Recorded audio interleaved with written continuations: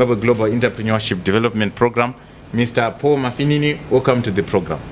Thank you, Mr. Chamo. Mr. Paul, can you tell us more about Zimbabwe Global Entrepreneurship? What is it about? And okay, Zimbabwe Global Entrepreneurship Center is a platform for emerging business entrepreneurs to network, exchange information, to develop their business ventures to global competence.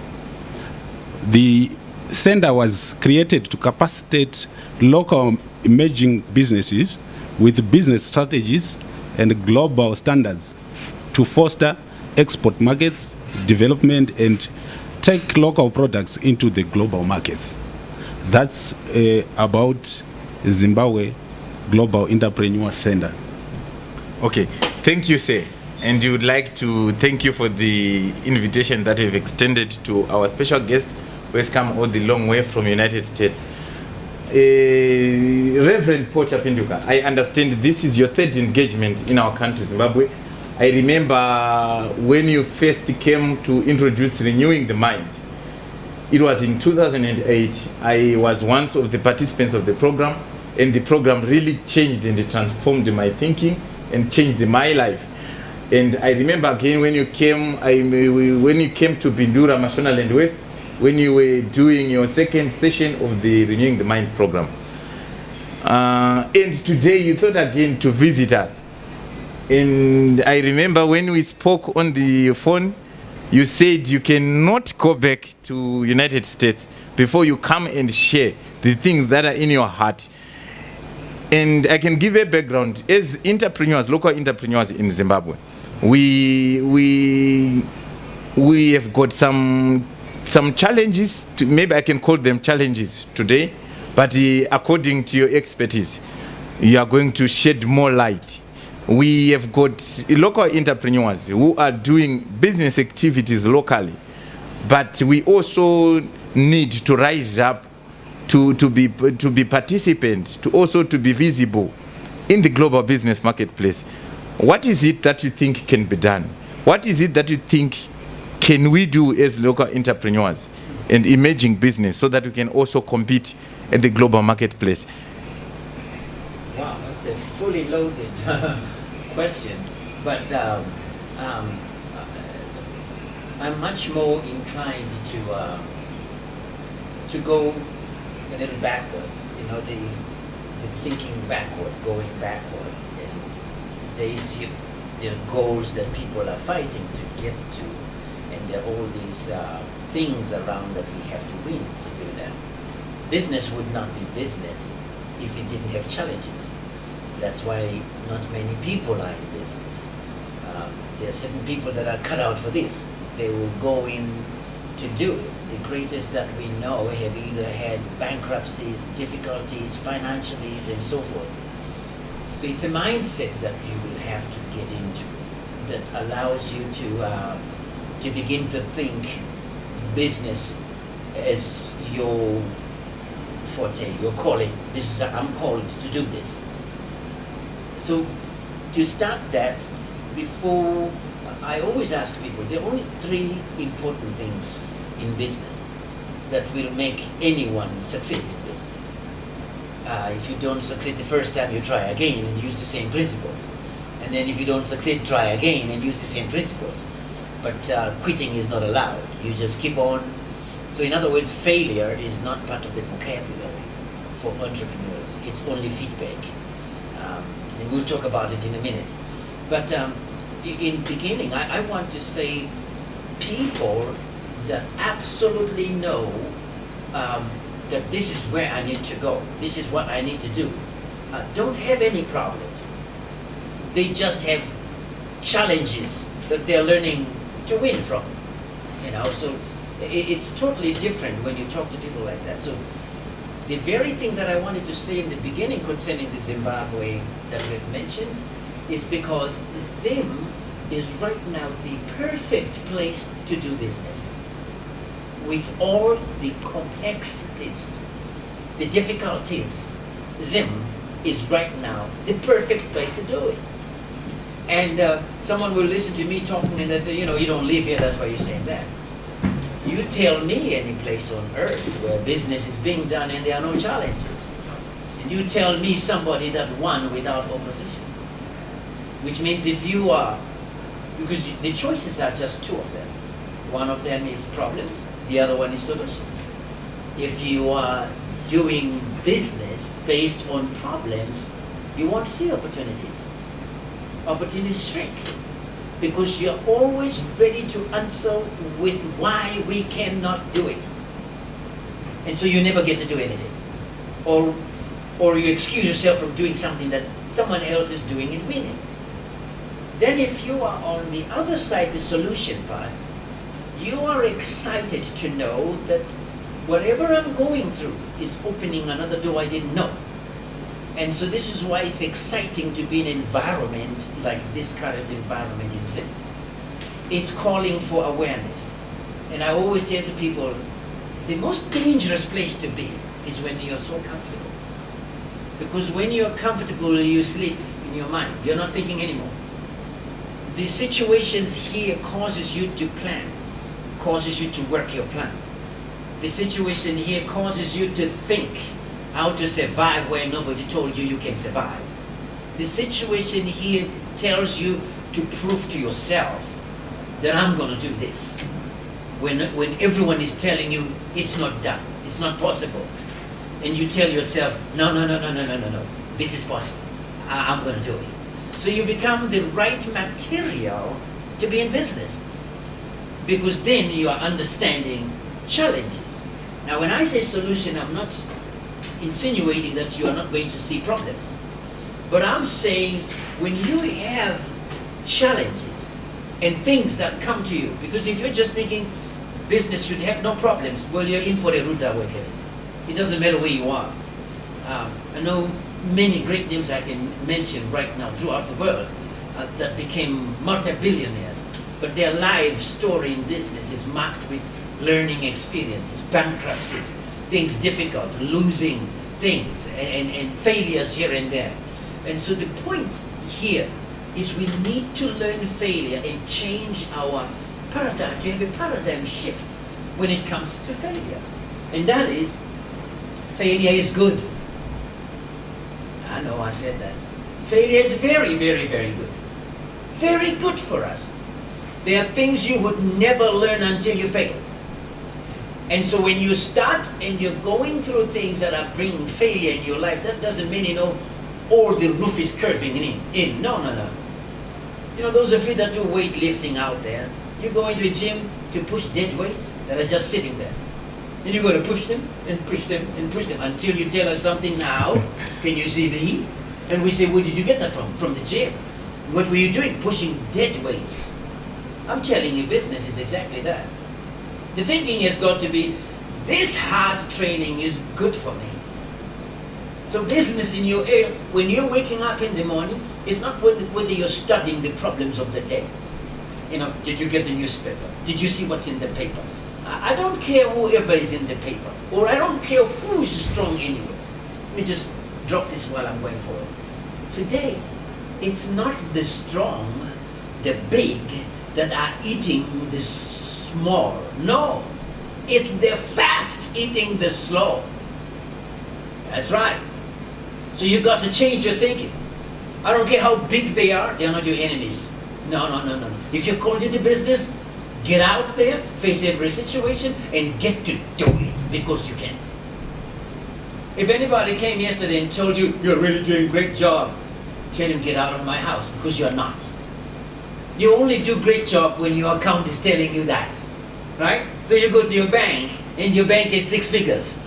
Then probably tell yourself, we came a long way, but still whisper about it. Because somebody who's making billions, if you tell them of your million, you're out of the ballpark. So all people that you see boasting like they've made it, they're in a small pond. I say to them, get out of your pond and go to a bigger where there are big fish, and life changes and statement changes. So business, there's no boundaries. No. Someone says, think outside the box. No, that's wrong. You think as though there was never a box. That's right. Anytime you think like you got out of a box when things are tough, you want to go back to the box. So, no boxes for you anymore. No. You destroyed the box and there was no box in your life. You started and you went out there. The wind was coming in your face, that's right. Yeah, you got knocked down and you got up by yourself. Nobody helped you. You cried for help. Oh, good girl. Good. So help us. We need help. You don't need no help. You need to get up and you need to think again and do it. Okay, Reverend. Thank you so much. You have been laying out some things that are fundamentals. And I remember when you once shared at the conference at Crown Plaza in Great Indaba, you once shared on issues to do with renewing the mind. So I'm trying to bring it close home and relate.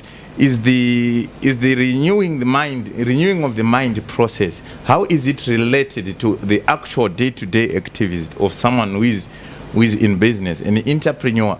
Is it about how do we change this mindset, and how can we develop that mindset where we think like, as the chairman was talking about, thinking globally and acting locally is their drive for the Zimbabwe Global Entrepreneurship Alliance. We want to bring that close home and find out how can our local entrepreneurs in Zimbabwe change that mindset. Yeah. How can we step up to be like that fish which is outside that pond that we are talking about?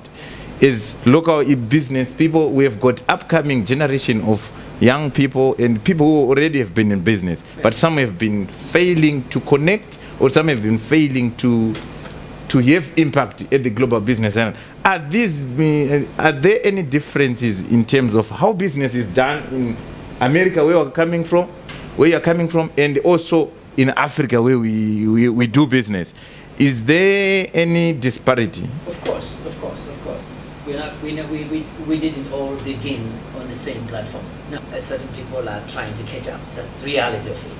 But I want to just make sure that in order for you to see a renewing of the mind and a change, you have to change certain labels that you keep referring to Zimbabwean business people as our local business.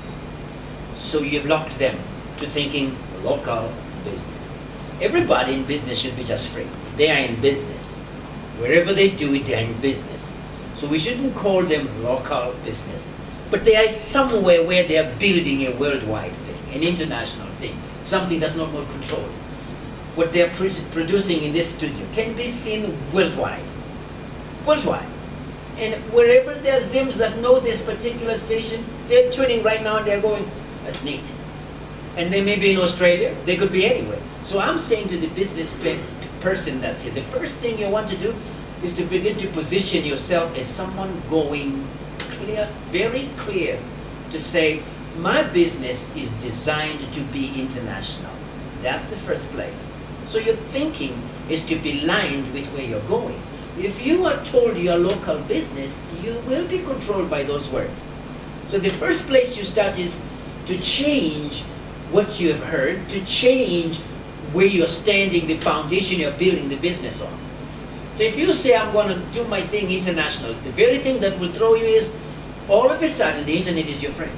And you want to find what you're doing, where it's somewhere else on earth, what are they doing, how are they doing it, and so forth. And so your mind is already expanding.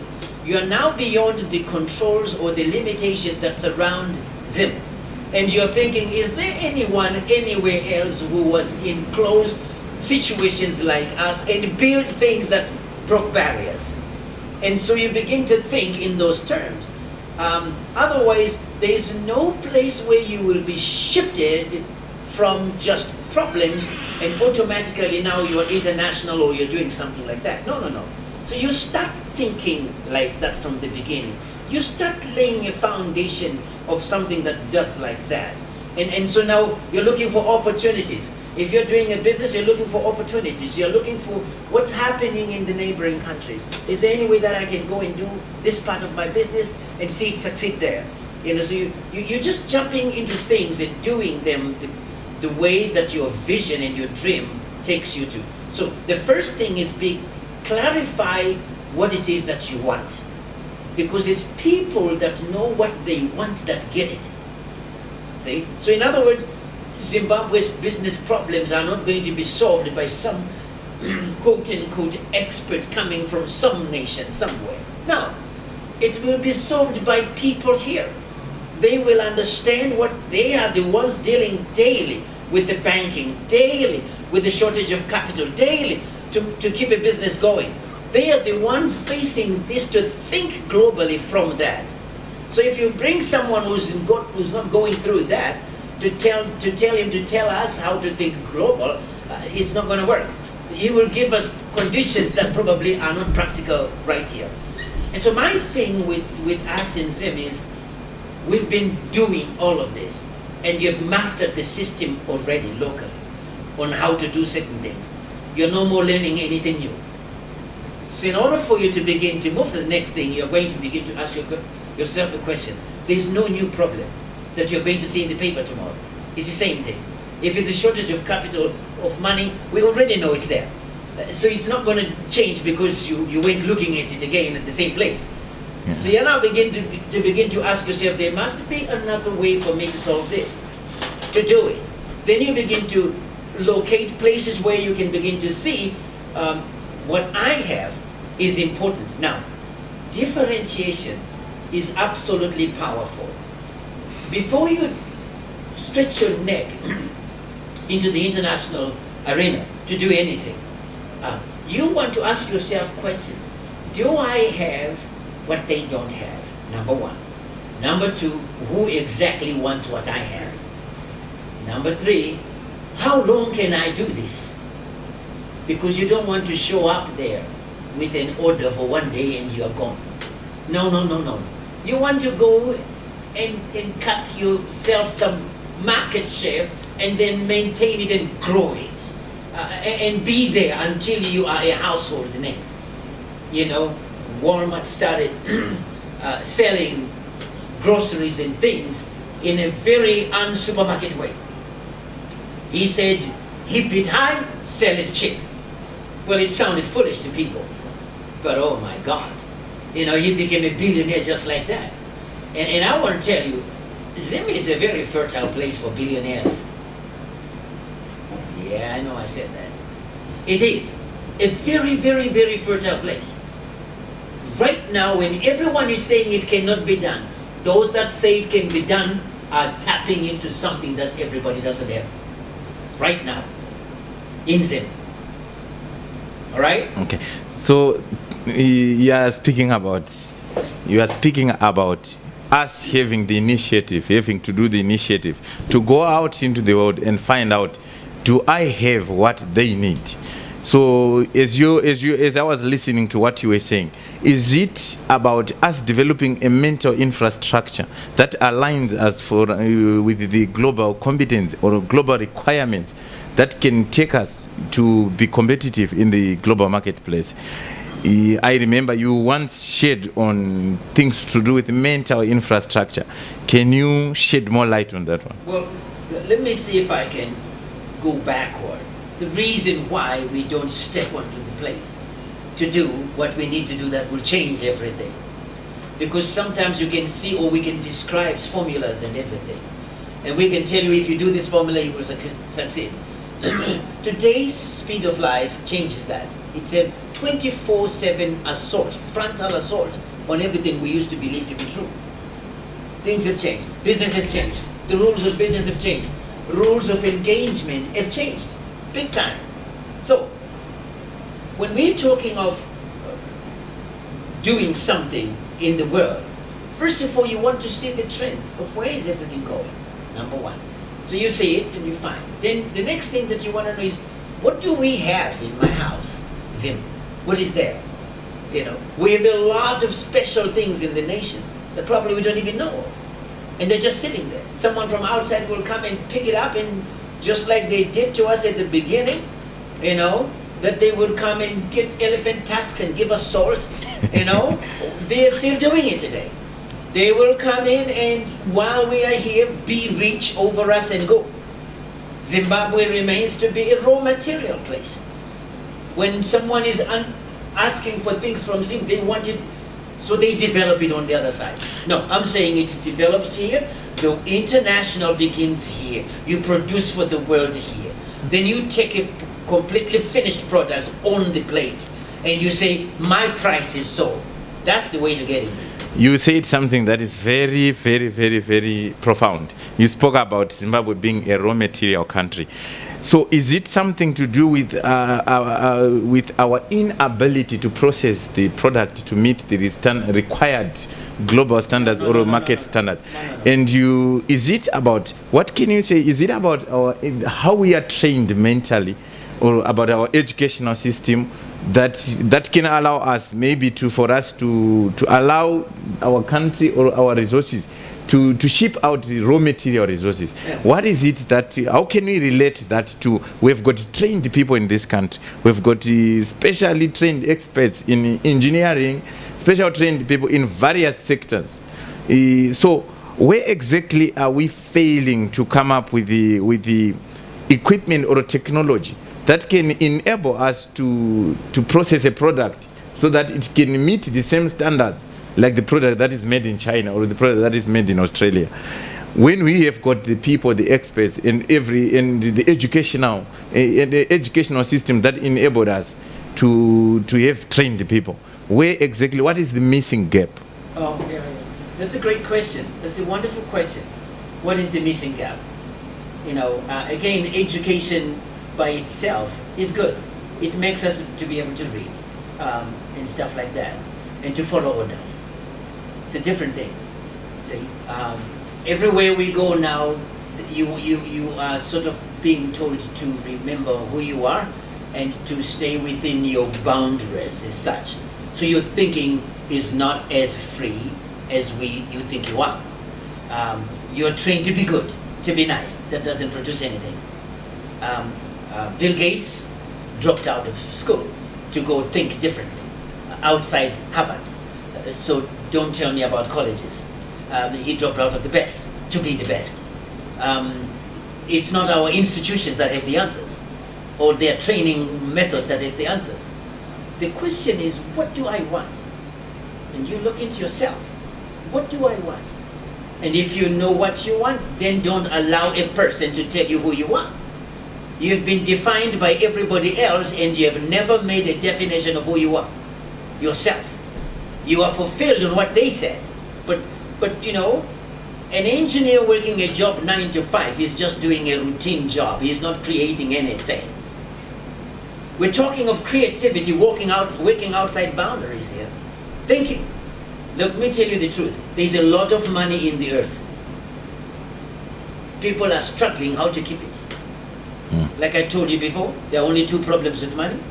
Not a lot, just 2. The first one is those that don't have it, they have a problem. How do I get it? Yeah. Then those that have it, they have a problem. How do I keep it? So if you know those that have it, and you have something that works, they are willing to let it go. The reason they don't let you get their money because they cannot see you doing anything that makes it work. So it's not being just a business person producing widgets and stuff. No. What is the problems in Zim? Find a problem and fill it. That's where it starts. Not just to produce more garbage. Gadgets. See? Gadgets and garbage is the same thing. But anyway, you don't need to be producing more of that stuff. What is the problem in the country? If you can see the problem, what can I do to fulfill this problem? Whosoever answers a problem gets rich. That's the way it works. Problems have rewards. That's why not many people go after them. You see? So if you're looking for a nice place, no problems, you will be poor all your life. Live set you into a place where you can begin to prosper without leaving this country. Because you're solving a problem. So I say to you, before you try to find what's happening in Germany, what's happening wherever, just find next door, what's your problem, ma'am? What's your problem? Go on the bus stand, what's your problem? Okay, I see the problem, I see. And then you go back to think. Lord, help me to have an idea to do this. Michael Faraday, the guy who discovered the relationship between electricity and magnetism. He was such a Christian believer. that he would pray when scientists at that time were trying to look for the solution for the two. And he said in a dream he saw the answer. And he created the apparatus and began to do it, and it went before the scientist and proven that this, I have seen how it works. A very simple thing that he put together that managed to create generators that we now see. One guy. Huh? Now, you have another guy, that's my hero, I love that guy. During the Second World War, the United States wanted to have they put a tender out to say if an engineer can come with create a vehicle that's able to carry so many tons of earth and go at a speed at least 60 miles and help them to build highways fast, he will have this contract. Well, that guy, R.G. Eternal, went to pray, and God gave him a dream, a vision, and he saw this thing that would scoop dirt from its belly. It didn't need another vehicle to load it.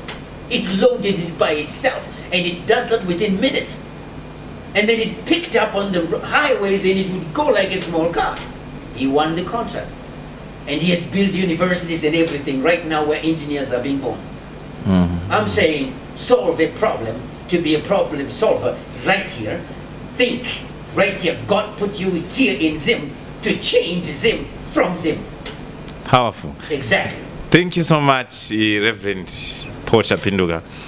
And viewers, Reverend Paul Chapinduka, in his busy schedule, he always try by all means to come to Zimbabwe and share and try to impart the information and knowledge that he has. And you can tell us more as we conclude more about Renewing the Mind program. And this time you have titled it Renewing the Mind Reloaded. Can you tell us more about the Reloaded? And can you tell us more, how is there any practical steps that you can do under the mentorship of your program? And those who are interested, how can they contact you? Sure. The first one is that, why is it that when you are about to step out to do something, you talk yourself out of it and you don't go forward? This is why we are talking about renewing the mind. Renewing the mind actually helps us to understand what the brain is made out, how it is. Now, I don't have enough time for this, but I'll tell you right now that the brain can be divided into three parts. A very old part of the brain, which we call the reptilian complex. Then there is a next brain that came after it, which sits on it. All right? It's called the limbic system. Next brain, which allows the mammal animals to feed and to create relationships. But when man came, he had the next brain, the big brain, the youngest brain. We call that the neocortex, the outside brain. It's for thinking, reasoning. The first old brain is a survival mechanism. The next one is a nurturing mechanism. The last one is thinking and doing things. When you start in anything, you begin with the thinking. But you have 5 seconds between you acting on something and losing it. By losing it, I mean your brain talking you out of it. You say brain talking up? Yeah. Because the old brain that was made for survival jumps in. It's trying to protect you from doing something stupid. And so it says to you, if you do this, you will lose the money. If you go there, you missed it. Then you begin to reason, oh yeah, that's true. And you talk yourself out of something. Now you need to learn the technique of talking to your old brain and telling it, shh, I'm talking right now. And the brain is trying to tell you, don't do this. You say, no, I've got to do this. I've got to do this. You know? And tell the brain, I don't have the luxury to remain the same. Now, renewing the mind. Let me give you an example. We have all heard this statement. We need to do poverty eradication. That's wrong. That's why we are more poor than we started. That's right. That's right. We need to change that. And we need to do what's called wealth building. As you build wealth, poverty disappears. If you keep poverty in front of you, you become one of it. I don't care who wrote that, in what papers, and in what day they put it in front for us to read. It was wrong. And I'm here to tell you, we're going to change that mind. And we want to tell every young person in business to tell them, your goal is not to eradicate poverty. I don't care who's poor next door. What you're going to do is going to build wealth. Show them how to build wealth. Employ others building wealth. In building wealth, and poverty happens to go where it belongs, away from you. How's that? We still okay? I know we are, I know we are. Yeah. You've been very faithful, but you can be sincere and sincerely wrong. So today, we're going to make breaks and turn around and begin to look at it in a way that we want to see ourselves going forward. And forward is when, let me say this quickly. When strength is outstretched, it becomes weakness. Stop trying to share the little you have with everyone next door who doesn't have as well. You won't make it. So learn to build yourself strong. Then when you are strong, you can begin to help others. But don't tell me I love everybody, so I'm going to share the little I have. That's why we are not getting anywhere. The next time you do it, now I've got a problem, a big bone with those of you that have a lot and you don't share nothing either. I mean, I just don't understand how that happens. What's up with you? I give you my phone number. Please call. We need to talk and show you how to do this. The scripture tells me there's one who gives and increases even more. You haven't reached the top until you are really there. So now, tonight we are doing a session right here at Banana. Think globally. And we're renewing the mind. And we're talking with business people, young people, entrepreneurs. My goal tonight is to sow discord in their lives, that they will never be comfortable with who they are again. That's all I want to do. I want to cause chaos in their thinking, to where they will do something and they ask themselves, why am I doing this? Why? I mean, why should I do this again? I've done this for so many months. Why am I doing it? And I want someone today to get out there angry with themselves and say, I'm not going to do what I was doing again. That's not going to work. That's not me. I'm changing today. Right? Because they are at a very critical point. They now can be taught to be average. And we are overloaded with average. We're looking for some people that are different. Completely standing on the, but they stand out. You know, they don't follow the pack. They think differently. They're going in a different direction. They march to a different drama. That's who you are. So tonight, I expect to see you there, one. But if you don't see us, you know, check me on Facebook on my page, Renewing the Mind Reloaded, and you can actually get more information there about how to get us and what we are doing and what's going on with us and how we are working it all. And the next time I'm in Zim, I'm your best friend. That's right. That's right. And let me give you this wonderful word in breaking, in closing, so you can remember me. Stop doing stupid things and do things that work for you. Don't do, if someone tells you this has not been done, let me tell you right now, just because they told you that and no one has never done it, doesn't make it wrong for you to do it. So from today, you're going to do everything that they told you don't do. Because you're different. And because you can. That's right. You can. You are changing this country. I love you. See you next time. Thank you. Thank you, Reverend. Thank you, Reverend. Viewers, thank you. Thank you for... Reverend Paul Chapinduka has been talking about renewing the mind, and everyone, we are meeting here at Badanai to create Gardens, a B2C hub. And we want to thank also Zimbabwe Global Entrepreneurship for organizing this event where we are capacitating local entrepreneurs. In fact, let me not say local, because Reverend Paul Chapinduka is saying, if we say local, we begin to limit people to be local. So every entrepreneur out there, we have got unlimited ability. And Reverend Paul Chapinduka shared about developing our mental infrastructure, where we begin to put infrastructures in our minds that enables us to change, to move from one step to another step. And he was even sharing about stop being stupid and doing the things that we are told that it has never been done. As entrepreneurs, our ability is to be innovative and to be creative. And we are pioneers. We are nation builders. employment in this nation, employment in Zimbabwe will be created by us, and for us, and for our generations to come. So we just want to thank you for the time, and we want to thank Mr. Chairman. Thank you, Mr. Paul Chapinduka, for organizing the Zimbabwe Global Entrepreneurship event for today. I believe we are going to organize another event soon. And Reverend, thank you. Have your blessed trip back to the States. Thank you. And we hope to see you soon again. So? We hope we are not going to be seeing you after 2 years again. No. Thank you. For these and other stories, visit our website www.263chat.com.